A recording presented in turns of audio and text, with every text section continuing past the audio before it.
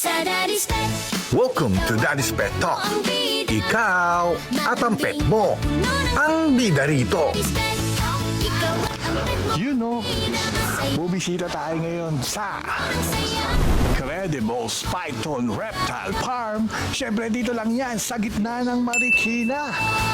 Siyempre itong inyong Daddy Wax ng Daddy's Pet Talk. Tara, pagpuntahan natin at pasukin natin kung anong meron dito. At para malaman natin kung gaano kaganda ang mga breed ng Credible Pythons Reptile Farm. Ito ang inyong Daddy Wax ng Daddy's Pet Talk. Tara, pasukin natin ang loob. Oh, nandito ngayon tayo sa loob ng Credibles Python Reptile Farm. Siyempre dito lang yan sa Heart of Marikina. Siyempre nandito tayong may-ari. Tara, interview natin si Sir. Sir! Yeah! Okay! Mga Credit Peeps, nandito ako ulit. Huwag kayong magulo kasi wala pa si Ann Fernie. At nagtatago talaga ako sa mga kasama ko dito sa Credible. Okay, mamaya mawawala ako bigla pagdating nila. Yun. Sir, ito po ang yung Daddy Wax ng Daddy's Pet Talk. Hi, Daddy. Ikaw at ang pet mo. Ang bida rito. Thank you, boss! Alright, so magkukwentuhan lang tayo ngayon, boss, di ba? Siyempre, sir, matik yan, sir. Yes, Sir, yes. pwede mo bang ipakilala ang iyong sarili? Okay, so... Pet community at sa mga kapetok natin dyan. Alright, ako po ay isang nag-aalaga ng ball python. So ako po si Benedict Yuheco.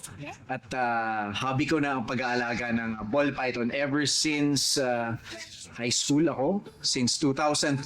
Yan, nag-aalaga na ako. Pero syempre, nung mga panahon na yun, wala pa tayong pera. Kaya ngayon na nagtatrabaho na medyo nakaipon, ngayon natin medyo napapalaki yung ating facility kahit papaano. So salamat pa rin sa mga supporters natin. Kundi dahil sa inyo, wala akong pambili ng mga gamit at snakes. Totoo yan, sir. Thank you. Sir, eto sir, siyempre yung mga unang tanong ko paano ka nagsimulang magkapit?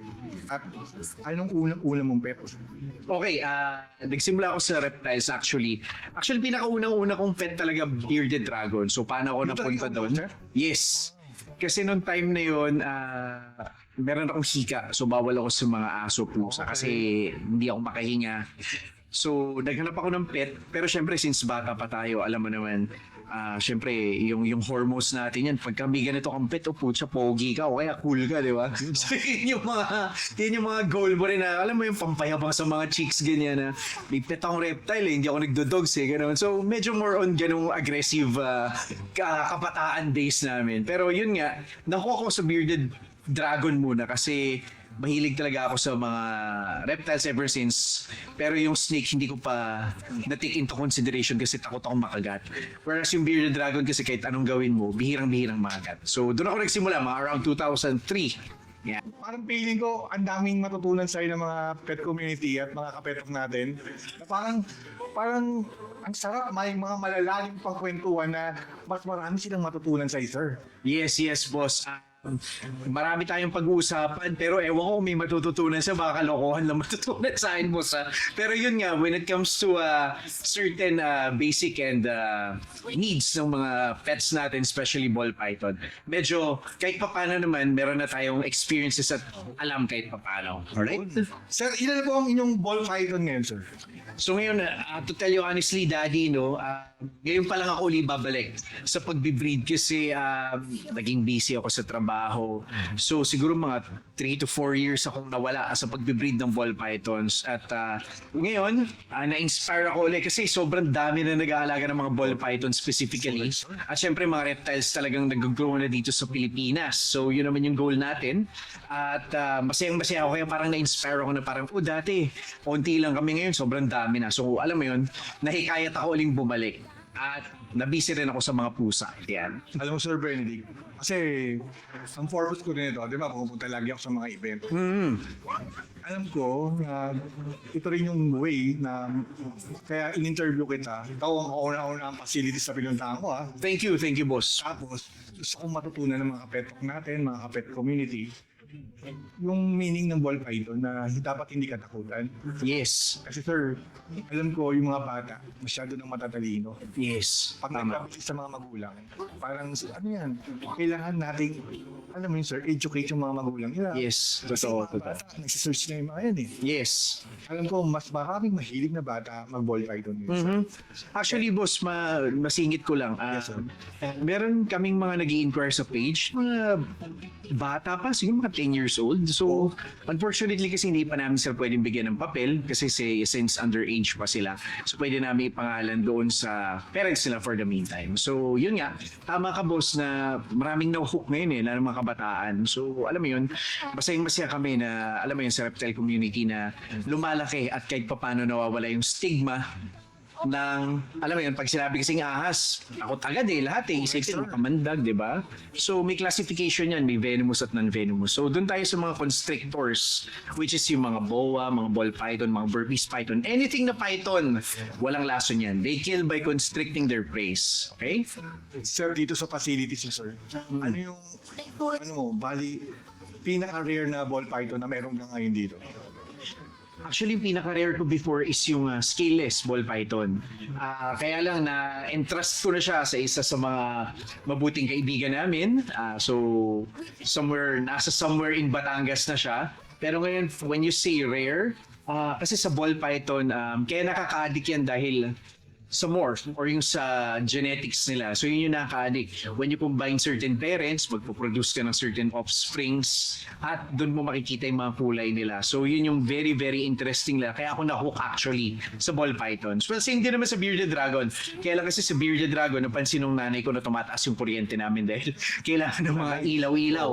Oo, di ba? So 8 hours a day, UV, tsaka yung mga basking light. So ball python, wala. Very, very easy to maintain. So at least once a week, feed mo and make sure you have clean water. Okay na yun. Sir, eto naman, ano po ang pinaka-expensive na ball python mo? Kasi balita ko, may artista tayong talagang fan ka, idol ka. Si Ma'am Janela. Oo, si Janela yan. So, in a way, good friend din namin yan din sa Freddy Ball. So, yung si Scales, actually before talaga, kasi nag-import tayo ng mga snakes from US. So, technically, kaya nagmamahal kasi unang-una yung law of supply and demand. So, kung wala pang ganitong genetics sa Pinas, so meron tayong konting leverage para, alam mo yun, ma-dictate yung price. And syempre, import duties and taxes, alam naman natin mahal mag-import dito sa Pinas. So, talagang pumapalo. Minsan, hindi ko alam, pero before, I think may nabili ako na around nasa 1 point something million.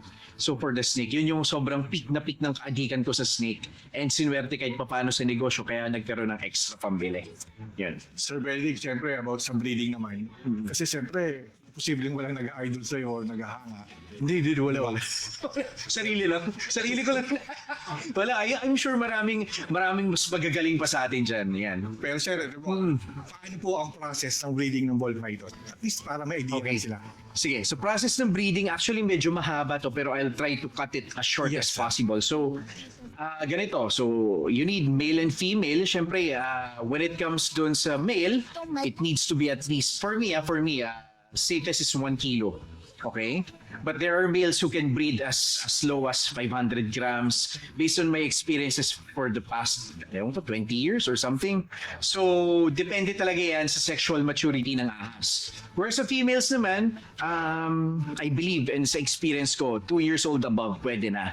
Pero may mga females din ako na-experience before na 3 years old, 4 years old, ayaw pa rin mag-breed. So again, it all boils down to doon sa kanilang sexual maturity. And syempre yung weight requirements. So for males, I breed them around 1 kilo. And syempre kung meron na silang sperm plugs na tinatawag, makikita mo yun sa bins, parang sipon, maliliit na sipon na strand. So yun, ready na sila mag-breed nun. Sa females naman, normally I breed them around safest na sa 1.5, 1.6 kilos above. Okay? So paano mo sila i-breed? Bibreed mo sila during cold months or yung tinatawag natin mga burr months. So start kami mag-pair as early, depende sa lamig, as early as November. For us, November.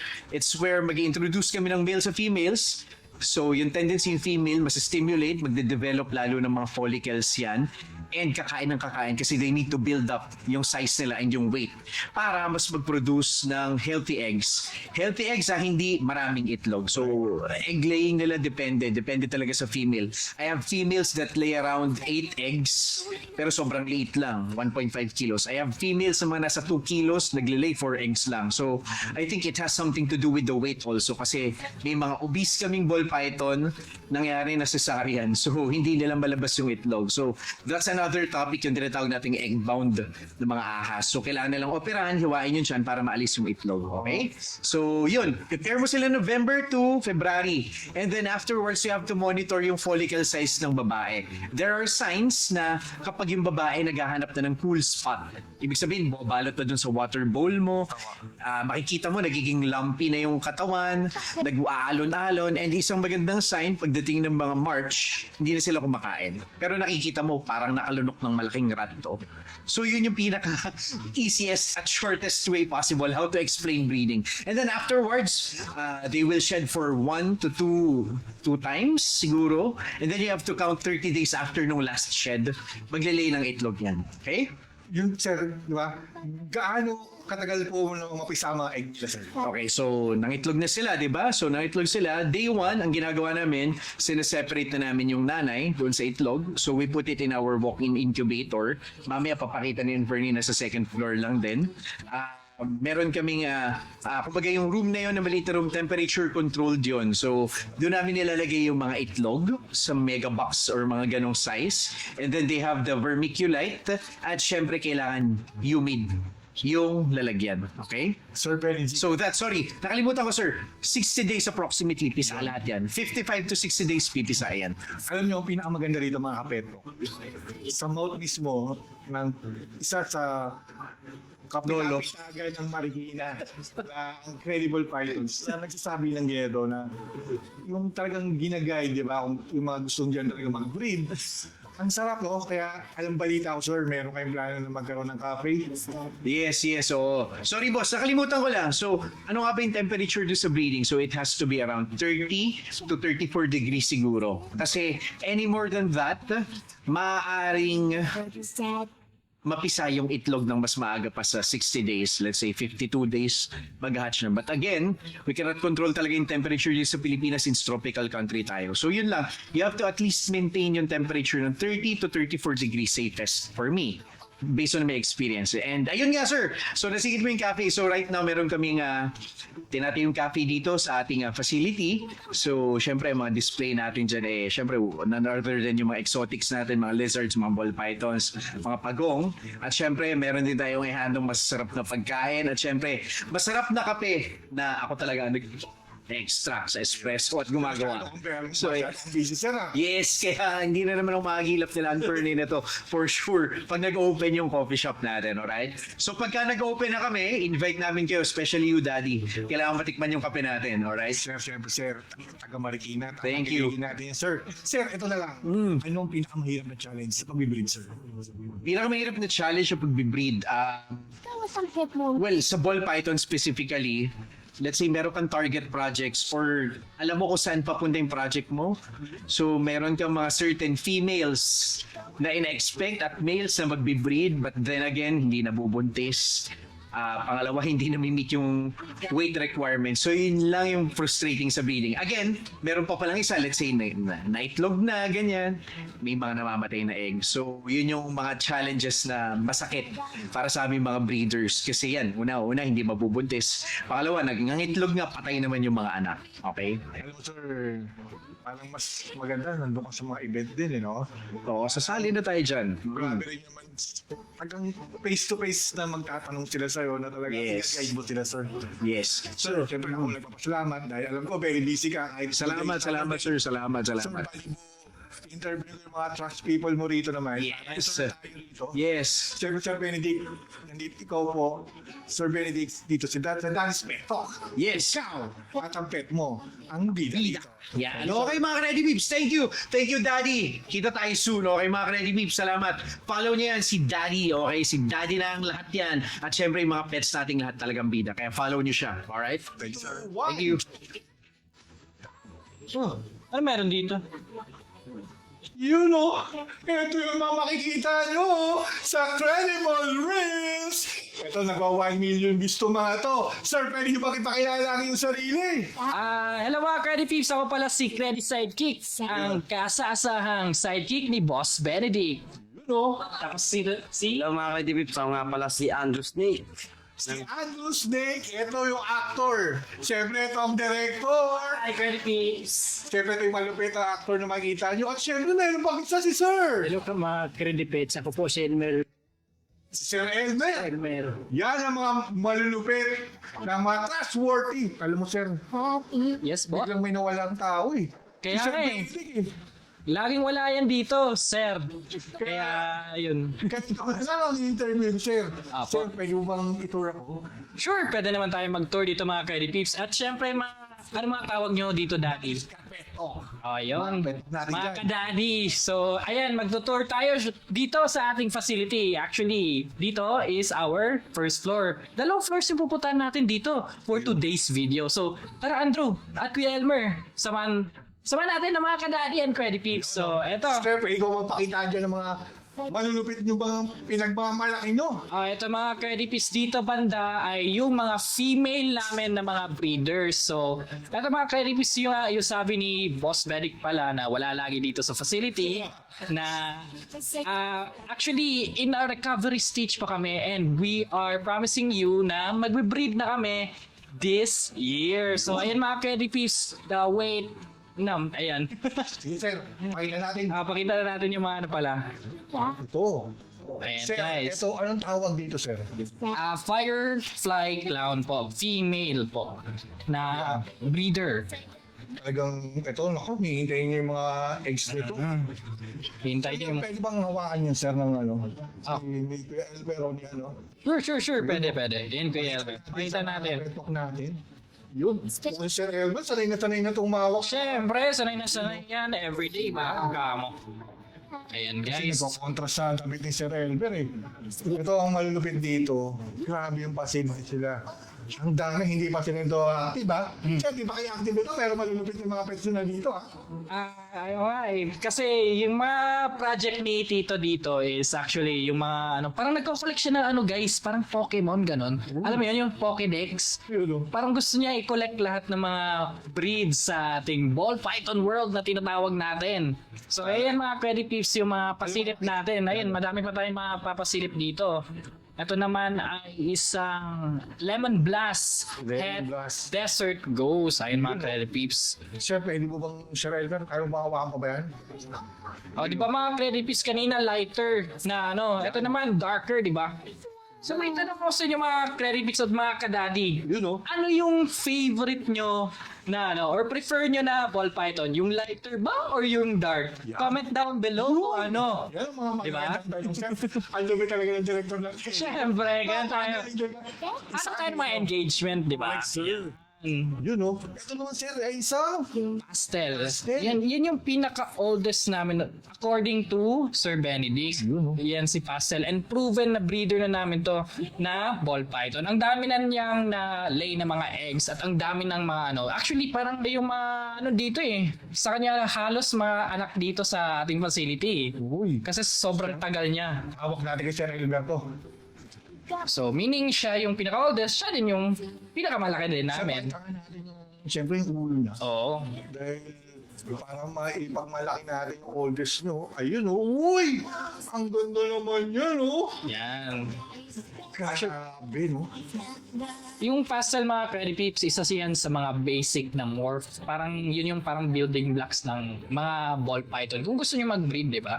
Kasi yung mga ibang mga morphs dito, halong-halo na. So yung mga building blocks na mga ano, na mga morph is yung mga normal, mga pastel, mga banana, and so on and so forth. Mga python, ganun. Tara, pakita naman natin isa. Ito, isang malupit din to. Anong tawag dito? Kay B-Lays. Si B-Lays Het Puzzle po.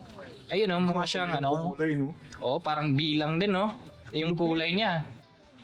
Sir Elmer, alam mo na. Actually, naging viral na yan mga Credit Peeps eh. Ano naging viral to? Ay, isa yan sa mga kumagat sa amin, nanuklaw sa amin mga Credit Peeps. Pero kung kagat ito, okay naman, sir. Okay naman. Actually, fun fact mga Credit Peeps, Yan, oh. yung kagat ng ball python, mas masakit po yung kagat ng langgam kaysa sa ball python. Magugulat ka lang nung una, pero pag na-feel mo na, parang wala lang. Yung kagat ng langgam, ma-feel mo talaga na sobrang sakit ang hapde. Ito mga Credit Peeps, ball python, okay na okay lang. Ganda, pag tumilig talaga. Oo, fierce na fierce yan. Ano yan? Female yan, Female? Credit Peeps, ayan mga kadadi.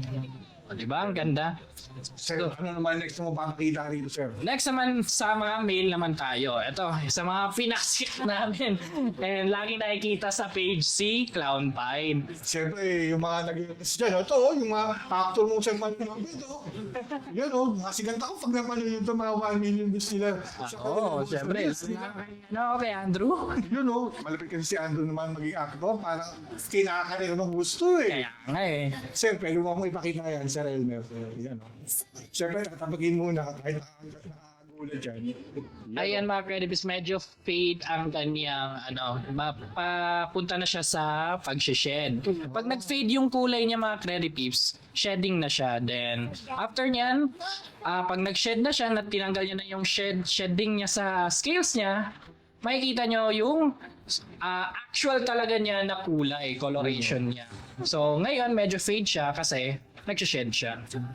So, isa ito sa mga actually pinakamabait namin na ball python here in our facility. Kaya laging na-feature to si Clown Pine. And sanay na siya nahawakan ng mga tao dito. Kaya pag may bisita nga dito sa amin mga Credit Peeps, ito talaga yung na-highlight namin, si Clown Pine. Ayan. Sir, dito naman sa kabila, anong makakita mo rito, sir? Dito naman mga Credit Peeps, meron pa tayo isa pang male. Ano ba? Ito, Fire Lemon Blast Asphalt. Yan. Another light colored na. Ayan, pinakita ni Kuya Elmer paano magkuha ng ball python. Kagad dadakmain, ha? Hindi ka agad dadakmayin. Una is, itap nyo yung head. Carefully. Unahan nyo guys. Dapat pag ganito guys sa likod. Hindi sa harap. Kasi pag sa harap, maunahan ka syempre. Ganyan lang guys. Bakit, sir? Anong mangyayari, sir? Matuklaw ka syempre. Bakit tuklaw na? Na... Nabibigla lang. Oo, nabibigla, ganun. Sinabi mo kanina sa Oo, ganun ka. Kaya hindi basta-basta rin kasi pinoprotektahan din nila. Ang kanyang sarili. Parang ano nang nila yan parang defensive posture nila mga Credit Peeps.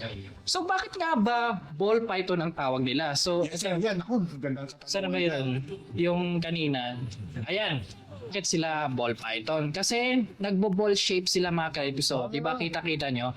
Once na-tap nyo yung head niya, nagbo-ball shape sila. Parang ano nila yan guys, defensive mechanism or posture nila against their prey.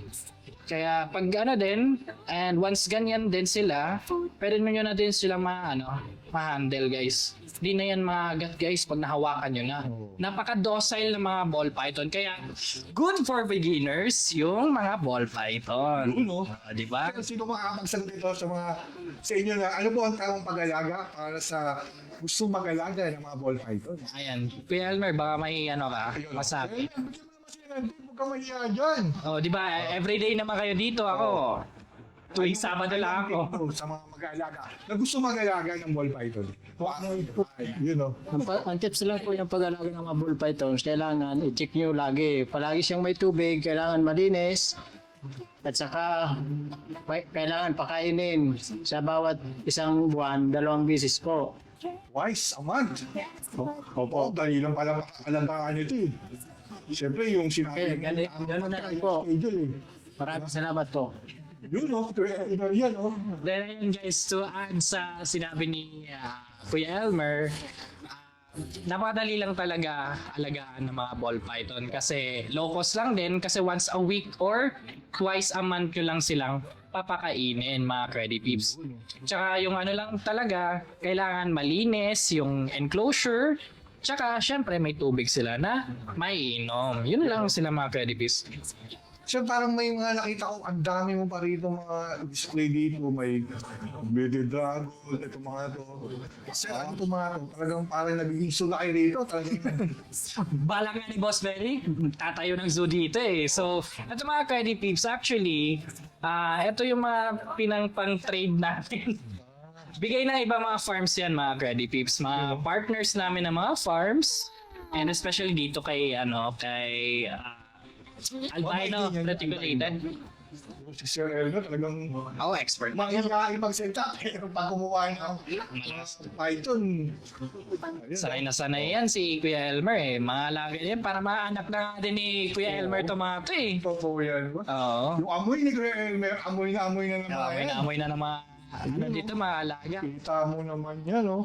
So ayun mga Curry Peeps, parang galing kay kay Wolfpack Exotic. Shoutout kay Wolfpack Exotics. Thank you sa albino na reticulated na python. Ayun guys. So. Ilang feet to Sir Elmer? Mga 5 feet? Yun, no? Mga 5 feet na mga Curry Peeps at mga kadadi. Ayun, saray na saray si Kuya Elmer. Mukhang mahihayin siya pero ang lakas pala ni no? Grabe, no? Oh, mas Bilib talaga yung Mataba. Ako, kahit di na nga ganyan, naiinig ako kasi sabi mo kayo, ito ko lang, nakakagulat, baka magulat tayo. magugulat talaga tayo. Yun ang mga magagandang pasilid ito, no? Yan ang mga malupit, si Andrew, si Sir Kennedy.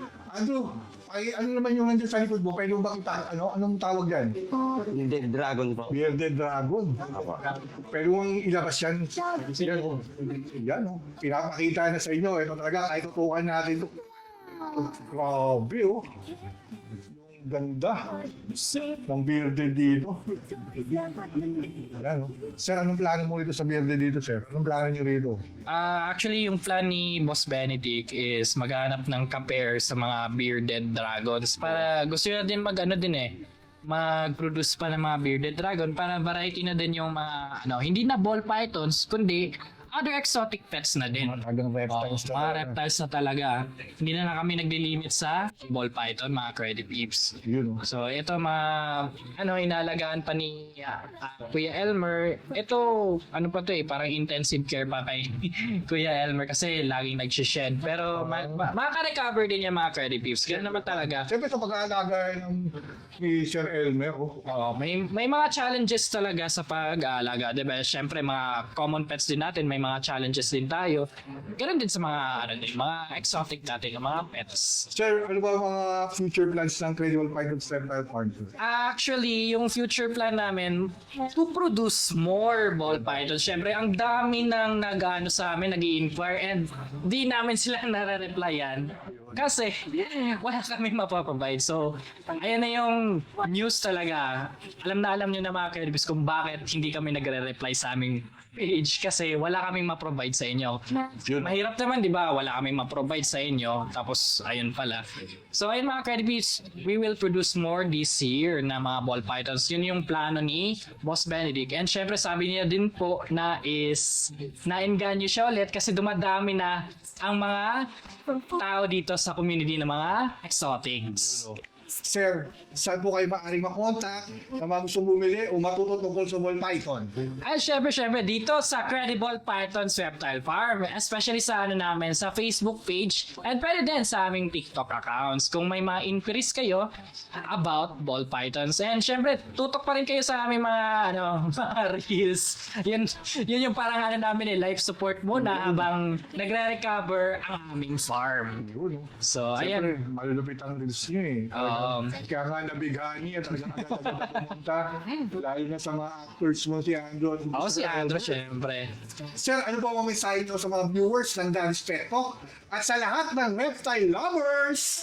So ayun, mga message ko lang sa inyo guys is patuloy ang inyong pag-support kay Daddy sa kanyang mga contents niya sa kanyang YouTube account. And syempre mga Credit Peeps, gusto din namin maengganyo kayo sa world ng exotic, hindi lang sa mga ibang mga pets. So at mga Credit Peeps, i-eliminate natin ang stigma ng mga exotic pets. Hindi sila mga harmful pets. Actually, pwede nyo silang alaga. Sir, baka meron ka pang gustong shoutout dyan. Kayo. Shoutout sa asawa ko dyan. Taga saan ka ba, Andrew? Silangan po. Silangan, Tagaytay. Silangan San Mateo Rizal. Lapit lang pala eh. Sir, shoutout naman dyan. Shoutout yan sa asawa ko, sa Pangasinan, mga anak ko. Saka sa Pangasinan, sir. Sa Manawag po, Manawag Pangasinan sa may simbahan. Yun, malapit ka lang pala dun eh. And ako, syempre, di magpapatalo. Shout out sa mga Credit Peeps and also sa aking girlfriend dyan sa Lanuro, Hagonoy. Ayun guys, thank you kay Daddy sa pag-feature sa amin dito. And ayun mga Credit Peeps, I hope nag-enjoy kayo and may natutunan sa amin sa talk na ito with Daddy syempre. Sir, ako, nagpapasalamat ako sa Credible Fighters Central Parks at sa kay Sir Benedict at sa inyong tatlo. Siyempre, binigyan nyo ng alaman at pasyon sa bullfight ng ating mga kapetok. Yes. Sana marami pa kayong ma-inspired na reptile enthusiasts dito sa Pilipinas. Siyempre, ako ang inyong Daddy Wax ng Daddy Speto. Dahil sa Daddy Speto, kayo! At siyempre, yung mga pet na nandito, you know, ang bida rito. Thank you po! Thank you, bye-bye mga Credit Peeps!